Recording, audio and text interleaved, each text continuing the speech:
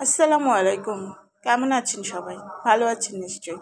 আলহামদুলিল্লাহ, আমিও ভালো আছি। আজ আমি রান্না করব মিষ্টি কুমড়া দিয়ে রুই মাছ। তাই প্রথমে কড়াইটা চড়াই দিয়ে তেল গরম করে নিলাম।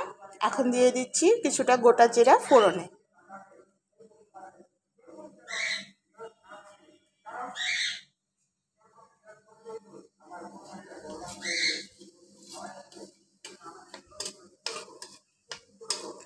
মিষ্টি কুমড়া অনেকেই অনেকভাবে খায়।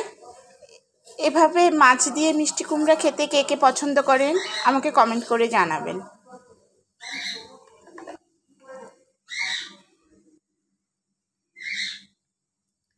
জিরাটা ফুটে এসেছে, আমি দিয়ে দিচ্ছি কিছুটা কোচানো পেঁয়াজ।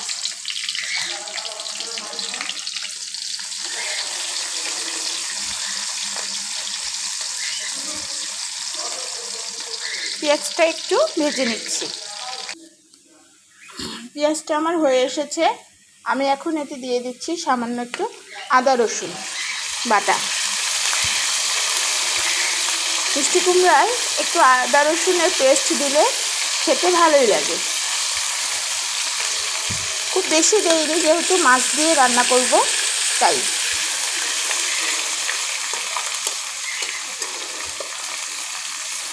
আদা রসুনটা আমি একটু ভালোভাবে ভেজে নিলাম।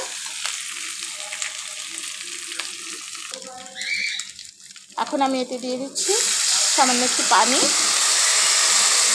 আর এর সাথে দিয়ে দেব হলুদের গুঁড়া, মরিচের গুঁড়া, স্বাদমতো লবণ, আর ধনিয়া জিরার গুঁড়া।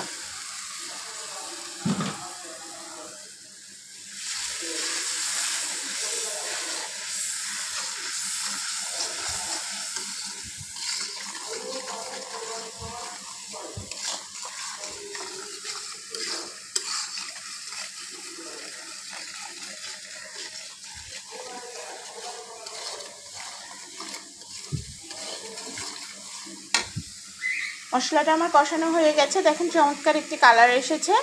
এখন আমি দিয়ে দেবো এতে কেটে ধুয়ে রাখা মিষ্টি কুমড়াগুলো আমি ফালা ফালা করে একটু মোটা মোটা করে কেটে নিয়েছি।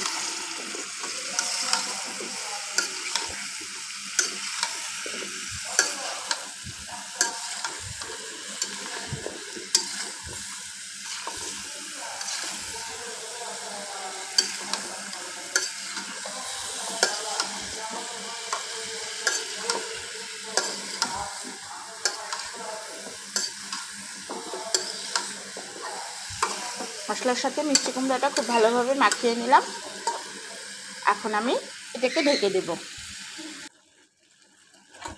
ঢাকনাটা খুলে আমি আলতো হাতে মিষ্টি কুমড়োগুলো একটু নেড়ে দিচ্ছি, খুব বেশি নাড়ব না, তাহলে মিষ্টি কুমড়োগুলো ভেঙে যাবে।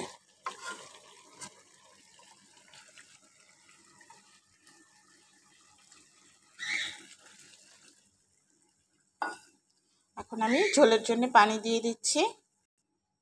খুব বেশি ঝোল করব না,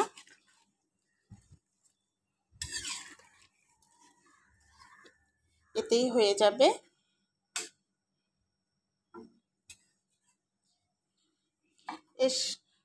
এর সাথেই আমি ভেজে রাখা মাছগুলোও দিয়ে দিচ্ছি, আর দিয়ে দিচ্ছি চেরা একটু কাঁচামরিচ।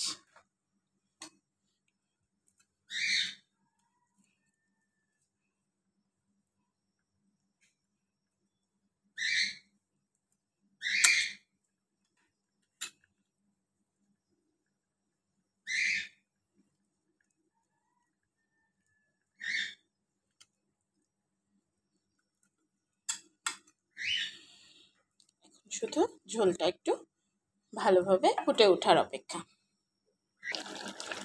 দেখেন তরকারিটা আমার হয়ে এসেছে, কি চমৎকার একটি কালার এসেছে। আমি খুব বেশি ঝোল রাখবো না, এরকম মাখো মাখোই রাখবো। এখন আমি চুলার আঁচটা বন্ধ করে দিচ্ছি।